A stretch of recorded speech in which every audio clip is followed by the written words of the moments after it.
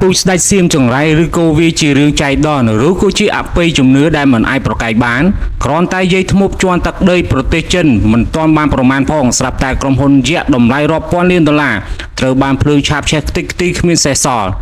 នេះមិនមែនទេដែលគេហៅថាដំណើរនៅនាំភាពចង្រៃថ្ងៃនេះពិភពលោកកំពុងតែមានការភ្ញាក់ផ្អើលនិងចំណែកឯពុកម៉ែបងប្អូនប្រជាពលរដ្ឋយើងកំពុងតែជជែកគ្នាយ៉ាងក្តៅគគុកតែម្ដងអំពីដំណើរទស្សនកិច្ចរបស់ខ្សែរាជវង្សស្ដេចសៀមមួយនេះទៅកាន់ប្រទេសចិនដែលនាំមកនៅរឿងរ៉ាវដែលមិនគួរឲ្យជួយជាច្រើនតើមានរឿងរ៉ាវអ្វីខ្លះដែលបានកើតឡើងឲ្យពិតប្រាកដទៅហើយស្ថានភាពនៅតាមបន្តព្រំដែនកម្ពុជាសៀមកំពុងតែឡើងកម្ដៅដល់កម្រិតណាដែរទៅ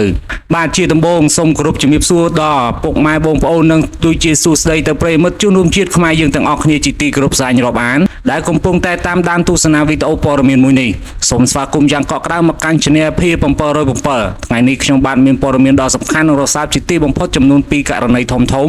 មកជម្រាបជូនទៅដល់ពុកម៉ែបងប្អូនប្រិយមិត្តទស្សនិកជនឲ្យបានជាព័ត៌មានហើយកុំភ្លេចជួយចុច Subscribe និង Like និងដាក់សញ្ញាកណ្ដឹងម្នាក់មួយផងដើម្បីទទួលបាននូវព័ត៌មានថ្មីៗជារៀងរាល់ថ្ងៃជាពិសេសសូមពុកម៉ែបងប្អូនជួយ Share ចែករំលែកវីដេអូនេះឲ្យបានច្រើនដើម្បីឲ្យពុកម៉ែបងប្អូនយើងទាំងក្នុងនិងក្រៅប្រទេសបានដឹងពីការពិតដែលកំពុងតែកើតឡើងនេះតោះអញ្ចឹងកុំឲ្យខាតពេលវេលាយូរយើងទៅតាមដានព័ត៌មានលម្អិតទាំងអស់គ្នាដូចតទៅបាទប្រិយមិត្តពុកម៉ែបងប្អូនទស្សនិកជនជាទីគោរពរាប់អានដោយដែលពុកម៉ែបងប្អូនបានឮខាងដើមអញ្ចឹងផងដែរគឺស្ដាប់មិនខុសទេប្រិយមិត្តពុកម៉ែបងប្អូនរឿងរ៉ាវនេះបានក្លាយទៅជាប្រធានបទដ៏ក្តៅគគុកបន្ទាប់ពីខ្សែរាជវង្សស្ដេចសៀមគឺព្រះនាងអង្គម្ចាស់ចក្រីសរិន្ធរឬក៏មហាជនខ្លះដែលហៅទៅតាមភាសាខ្មែររបស់យើងគឺយាយធ្មប់ចង្រៃនោះ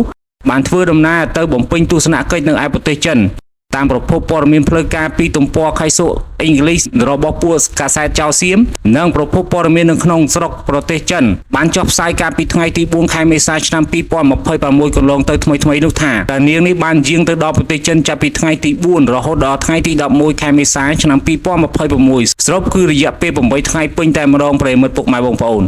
ដោយគោលបំណងនៃការទៅនេះត្រូវបានគេប្រកាសក្តែងថាដើម្បីពង្រឹងទំនាក់ទំនងពាណិជ្ជកម្មរវាងសៀមនិងចិនហើយព្រមទាំងបង្កើតនូវភាពស្និទ្ធស្នាលនិងទៅសិក្សាអំពីបច្ចេកវិទ្យាទំនើបរបស់ប្រទេសចិនផងដែរដើម្បីយកមកបម្រើនៅក្នុងប្រទេសសៀមតែម្ដងមើលទៅហាក់បីដូចជាគ្មានអ្វីចម្លែកទេមែនទេប្រិយមិត្តពុកម៉ែបងប្អូនប៉ុន្តែអ្វីដែលគួរឲ្យរន្ធត់និងនឹកស្មានម្ដងនោះគឺនៅពេលដែលលោកយាយធ្មប់ម្នាក់នេះដែលហៅយាយចង្រៃនៅក្នុងស្រុកចៅសៀមទៅទីណារលីទីនោះបានត្រឡប់មកដល់ស្រុកសៀមវិញភ្លាមនៅថ្ងៃទី11មេសានោះស្រាប់តែ3ថ្ងៃក្រោយមកគឺនៅថ្ងៃទី14ខែមេសាឆ្នាំ2026វេលាម៉ោង 2:48 នាទីរំលងអាធ្រាត្រក៏មានហេតុការណ៍អគ្គីភ័យបានឆាបឆេះយ៉ាងសន្ធោសន្ធៅបានកើតឡើងនៅក្នុងឯប្រទេសចិននោះតែម្ដងក្រុមហ៊ុនដែលឆេះនោះគឺជាក្រុមហ៊ុនខ្នាតយក្សលំដាប់ពិភពលោកគឺក្រុមហ៊ុន BYD ដែលជាអ្នកផលិតរថយន្តអគ្គិសនីដ៏ធំបំផុតនៅភាគខាងត្បូងនៃប្រទេសចិនលើនេះបានលេបត្របាក់នៅឃ្លាំងស្តុកទំនិញនិងរថយន្តថ្មីអស់រាប់សិបគ្រឿងបណ្ដាលឲ្យខាតបង់នៅទឹកប្រាក់ប្រមាណ$1 លាននៅក្នុងមួយប្រពេចភ្នែកសោះតែទោះបីជាប៉ូលីសចិនបានសន្និដ្ឋានថាការឆាបឆេះនេះកើតចេញពីការឆ្លងចរន្តអគ្គិសនីនៅឃ្លាំងឡានចាស់ក៏ដោយក៏ប៉ុន្តែមហាជនជាច្រើនដូចជាពុកម៉ែបងប្អូនខ្មែរយើងហើយនឹងប្រជាជនចិននិងប្រជាជនឡាវផងក៏បាននាំគ្នាខំមិននៅលើបណ្ដាញសង្គមថា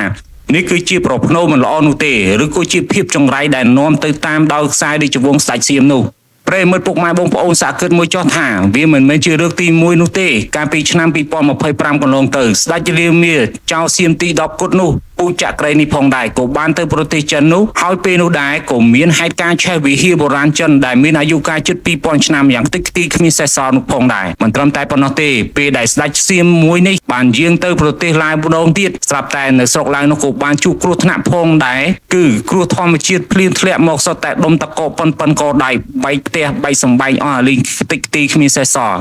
ឲ្យចោះពេលឥឡូវនេះពូចក្រីនេះឡដែរគឺយាយធ្មប់សេរីថងទៅប្រទេសចិនស្រាប់តែក្រុមហ៊ុនយក្សមួយគួយក៏បានឆាបឆេះឡើងខ្ទេចខ្ទីផងដែរខាតលុយអស់ជិត$1 លានទៅទៀតណោះចឹងប្រិយមិត្តពុកម៉ែបងប្អូនសាកគិតមើលទៅថានេះគឺជាភាពចៃដន្យ3ជាប់គ្នាឬក៏យ៉ាងណាឬក៏ជាធាតុចង្រៃនៃពូជពងចៅសៀមដែលចូលចិត្តតែឈ្លានពានគេតាមជំនឿបុរាណខ្មែរមនុស្សដែលមានចិត្តអាក្រក់គិតតែពីការដណ្ដើមនិងឈ្លានពានទៅដល់ទីណាក៏នាំភាពក្តៅក្រហាយដល់ទីនោះផងដែរ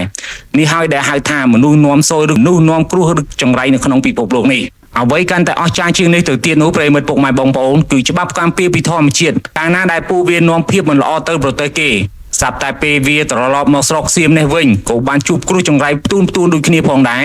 ប្រិយមិត្តពុកម៉ែបងប្អូនប្រហែលជាចាំមិនភ្លេចនោះទេកាលពីប្រហែលខែមុន ក៏មានហេតុការណ៍រត់ភ្លើងក្រឡាប់ស្លាប់មនុស្សអស់ជាង60នាក់និងបានបាក់ស្ពានសង្កត់មនុស្សឆេះវិហារអាយុជាង300ឆ្នាំនិងគ្រោះខ្យល់កន្ត្រាក់ធ្លាក់ដុំតកកខាត់បងលុយរាប់ពាន់លានដុល្លារនៅក្នុងស្រុកចៅសៀមនោះដែរនេះហើយដែលគេហៅថាធ្វើដាក់គេយ៉ាងណាវានឹងត្រឡប់មកវិញយ៉ាងនោះផងដែរប្រិយមិត្តពុកម៉ែបងប្អូនចាំមើលចុះប្រិយមិត្តពុកម៉ែបងប្អូនសេដ្ឋកិច្ចចៅសៀមនិងប្រព័ន្ធទេសចររបស់ពួកវានឹងដងក្បាលចុះជាបន្តបន្ទាប់ដោយសារតែទង្វើមិនល្អរបស់ពួកវានឹងឯងនេះក៏បានសបញ្ជាក់ឲ្យឃើញថានៅពេលដែលមានមេដឹកនាំចៅសៀមដែលគិតតែពីចិត្តសាមញ្ញនិងរាជវង្សដែលគ្មានទស្សពិតរាជធរគិតតែពីអំណាចនិងការទិញសភាវុធមកគម្រាមកំហែងអ្នកដទៃទេវតានឹងមិនទួបង្គំឡើយឲ្យច្បាប់កម្ពុជាក៏នឹងមកទាមទារនៅបំណុលកម្មជឿបន្តផងដែរបាទប្រិយមិត្តពុកម៉ែបងប្អូនទស្សនិកជនបានមើលឃើញហើយថារាជវង្សស្ដេចសៀមនេះនាំនៅភាពក្តៅក្រហាយទៅដល់ប្រទេសជិតខាងយ៉ាងណាខ្លះតាមរយៈប្រផ្នូលដ៏ចង្រៃនៃពូជពងដែលបានមានគំនិតចោលឈ្លានពាននឹងកម្មពីអាក្រក់នោះ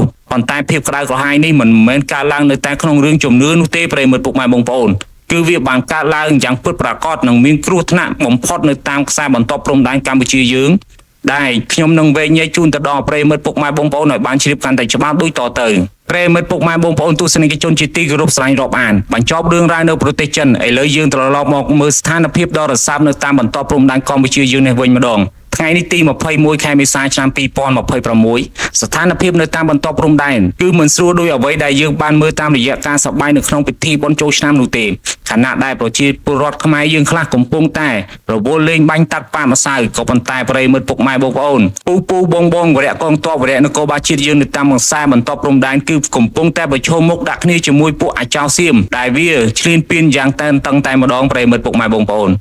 ពួកអាចោសៀមវាអត់ដែលបានឲ្យខ្មែរយើងបានសុខនោះទេថ្មីនេះពុកម៉ែបងប្អូនដឹងទេថាពួកវាបានលួចដឹកនៅរថក្រោះនិងសភាវុធជាច្រើនចូលមកក្បែរទឹកដីកម្ពុជាយើងកាលពីថ្ងៃទី20ខែមេសាឆ្នាំ2026ម្សិលមិញនេះមានសេចក្តីរាយការណ៍ថាកងទ័ពចៅសៀមជាច្រើនវាបានព្យាយាមចូលមកឈរជើងនៅលើទឹកដីកម្ពុជាយើងទៀតផងមូលហេតុអ្វីបានជាវាធ្វើបែបនេះគឺដោយសារតែរាជរដ្ឋាភិបាលកម្ពុជាយើងបានជំរុញនិងបង្ខំឲ្យអនាយករដ្ឋមន្ត្រីចៅសៀមនឹងវាចូលមកដោះស្រាយបញ្ហាដីធ្លីនិងព្រំដែនតាមរយៈយន្តការ JBC ពួកអាចោសៀមនេះវាដឹងខ្លួនឯងច្បាស់ថាបើវាដោះស្រាយតាមផ្នែកច្បាប់និងតាមរយៈ JBC គឺវាមិនឈ្នះខ្មែរយើងនោះទេវាមិនមានគីឡូអីមកហក់នឹងជាមួយយើងនោះឡើយដូច្នេះហើយគឺដើម្បីគេចវេះពីការប្រជុំ JBC និងដើម្បីរក្សានៅអំណាចឈ្លានពានរបស់ពួកវាមានតែផ្លូវមួយគត់គឺសម្រាប់ពួកវានោះគឺការបង្កសង្គ្រាមតែប៉ុណ្ណោះទេប្រិយមិត្តពុកម៉ែបងប្អូនពួកវាចង់បង្កនៅចំនួនប្រដាប់អាវុធដើម្បីតែបង្វែរដាននិងដើម្បីកុំឲ្យមានការជួបប្រជុំដោះស្រាយបញ្ហាដោយសន្តិវិធីតែប៉ុណ្ណោះទេ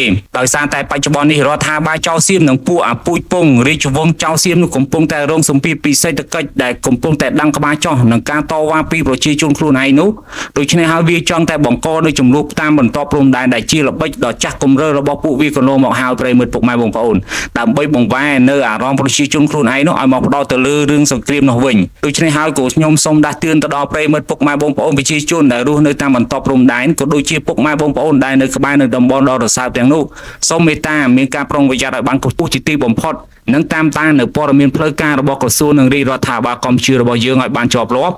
យើងត្រូវតែសាមគ្គីគ្នាជាធ្លុងមួយនឹងជឿជាក់ទៅលើថ្នាក់ដឹកនាំវរៈកងទ័ពវរៈនគរបាលជាតិព្រមទាំងតាមដាននៅព័ត៌មានឲ្យបានជាប់លាប់ជាប្រចាំជានិច្ចពួកអាជួររាជវង្សនិងពួកអមន្ត្រីដឹកនាំចៅសៀមទាំងអស់នេះវាមិនដែលចង់ឲ្យយើងបានសុខសានោះឡើយប្រិយមិត្តពុកម៉ែបងប្អូនយើងទាំងអស់គ្នាសរុបមកវិញពុកម៉ែបងប្អូនប្រិយមិត្តទស្សនិកជនអាចមើលឃើញថាមិនមែនជារឿងមហន្តរាយអគ្គីភ័យនៅប្រទេសចិនឬក៏ជារឿងឈ្លានពាននៅតាមបន្ទាត់ព្រំដែនកម្ពុជាយើងនេះទេគឺវាសិតសឹងតែបង្ហាញពីភាពចង្រៃរបស់ពួកពូជពងស្ដេចចៅសៀមនិងពួកអមន្ត្រីចៅសៀមដែលវាឃ្លានស្រែកឃ្លានតែសង្គ្រាមនិងចង់បានតាក់ដីគេតែប៉ុណ្ណោះដែលកើតចេញពីទង្វើនិងចិត្តគំនិតមិនល្អរបស់ពួកពូជពងរាជវង្សស្ដេចសៀមនិងរដ្ឋាភិបាលចៅសៀមបាទប្រិយមិត្តពុកម៉ែបងប្អូនទស្សនិកជនជាទីគោរពរាប់អានទាំងអស់គ្នានេះគឺជាព័ត៌មានដ៏ក្តៅកគុកដែលខ្ញុំបានប្រមូលផ្ដុំនិងរៀបរាប់ជូនទៅដល់ពុកម៉ែបងប្អូននៅថ្ងៃនេះជាចុងក្រោយប្រសិនបើមានការអធិប្បាយរបស់ខ្ញុំបាទមានពាក្យពេចន៍លើសលួសឬក៏ខ្វះខាតមិនសមរម្យត្រង់ណានោះសូមប្រិយមិត្តពុកម៉ែបងប្អូនទស្សនិកជនទាំងអស់គ្នាមេត្តាខន្តីអភ័យទោសដល់រូបខ្ញុំបាទផង